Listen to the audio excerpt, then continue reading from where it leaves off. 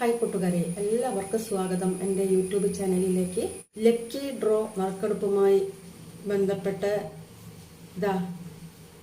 നമ്മുടെ നായകൻ മാപ്പ് പറഞ്ഞിട്ടുണ്ട്. ലേലുവല്ലോ ലേലുവല്ലോ ലേലുവല്ലോ, ചതിയാണ്, തട്ടിപ്പാണെന്നുള്ളത് അറിയാതെയാണ് രേണുവും പ്രതീഷും പരസ്യത്തിന് നിന്നത് എന്നും പരസ്യത്തിന് നിൽക്കുമ്പോൾ അവർ പറഞ്ഞിരുന്നത് പ്രതീഷിനെയും രേണുവിനെയും അവരുടെ പരിപാടികൾ കണ്ടാണ് ഈ ലക്കി ഡ്രോയുടെ പരസ്യത്തിന് വിളിക്കുന്നത്. ലക്കി ഡ്രോയുടെ പരസ്യത്തിൽ പോയപ്പോൾ അവർ പറഞ്ഞത് ഞങ്ങളും കൂടെ നിൽക്കും എന്നാണ് വിളിച്ചപ്പോൾ പറഞ്ഞത്. അങ്ങനെയാണ് ഇവർ ഈ പരസ്യം ചെയ്യാൻ പോയത്.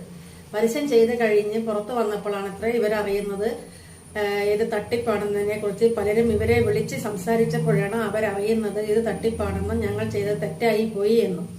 അങ്ങനെ ഇന്നലെ രാത്രിയിൽ മാപ്പുമായിട്ട് വന്നിട്ടുണ്ട് നമ്മുടെ നായകൻ പ്രതീഷ്.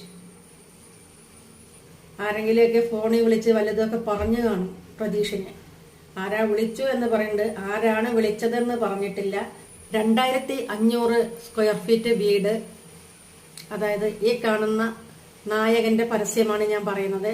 2500 സ്ക്വയർ ഫീറ്റ് വീട്, ഒരു കാറ്, ബൈക്ക്, 5 സ്കൂട്ടി, അത് കഴിഞ്ഞിട്ടെന്താ സ്വർണ്ണ കോയിൻ എന്നൊക്കെയാണ് പറഞ്ഞിട്ടാണ് രേണു സുധിയും പ്രതീഷും പരസ്യം ചെയ്തിരിക്കുന്നത്.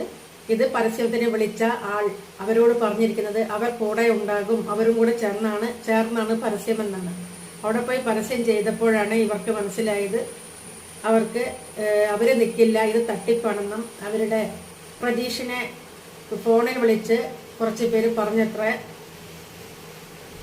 തട്ടിപ്പാണെന്ന്. പാവം, അങ്ങനെ ഒരാൾ പറഞ്ഞു കൊടുത്ത നന്നായി. ആ പറഞ്ഞു കൊടുത്ത ആൾക്ക് വലിയൊരു നമസ്കാരം.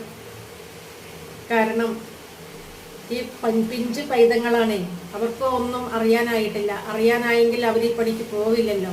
അറിയാത്തത് കൊണ്ടല്ല. ഇനിയിപ്പോ ഓരോ ഷോർട്ട് ഫിലിമിലും ആൽബത്തിലും ഒക്കെ അഭിനയിച്ചത് തെറ്റ് പറ്റിപ്പോയി ക്ഷമിക്കണം എന്ന് പറഞ്ഞ് മാപ്പുമായിട്ട് വീണ്ടും വരുമോ? എല്ലാം ചെയ്തത് തെറ്റിപ്പോയി മാപ്പാക്കണമെന്ന് പറഞ്ഞിട്ട് 2500 സ്ക്വയർ ഫീറ്റ് വീട്, ഒരു ബൈക്ക്, ഒരു കാറ്, 5 സ്കൂട്ടി, സ്വർണ്ണ കോയിൻ, പിന്നെ മറ്റ് സമ്മാനങ്ങളും ഉണ്ടായിരിക്കും. ലക്കി ഡ്രോ നറുക്കെടുപ്പ് തീയതി അടുത്തുകൊണ്ടിരിക്കുകയാണ്. ആഗസ്റ്റ് 15 ഡേറ്റ് പറഞ്ഞിരുന്നത് നറുക്കെടുപ്പിന്റെ. ഇതുപോലുള്ള തട്ടിപ്പുകൾ സോഷ്യൽ മീഡിയയിൽ കണ്ടപ്പോഴും തട്ടിപ്പാണെന്ന് ഇപ്പം വിളിച്ച് സൗഹൃദത്തിന്റെ പേരിൽ ഒരു സുഹൃത്ത് പറഞ്ഞത്ര ഇത് തട്ടിപ്പാണ്, നീ ഇതൊന്നും ചെയ്യരുത് എന്ന് പറഞ്ഞപ്പോഴാണ് അത്ര അറിഞ്ഞത്. അതുവരെ പാവം കുഞ്ഞുങ്ങൾ അറിഞ്ഞിരുന്നില്ല, അറിയാതെ പറ്റിപ്പോയതാണ്.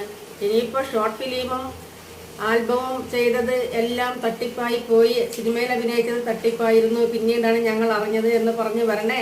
ഇതൊരു ചെറിയ വീഡിയോ ആണ്. അപ്പം എല്ലാവരും വീഡിയോ കണ്ട് സപ്പോർട്ട് ചെയ്യണം. ലൈക്ക്, കമൻറ്റ്, ഷെയർ എല്ലാം ചെയ്യണം.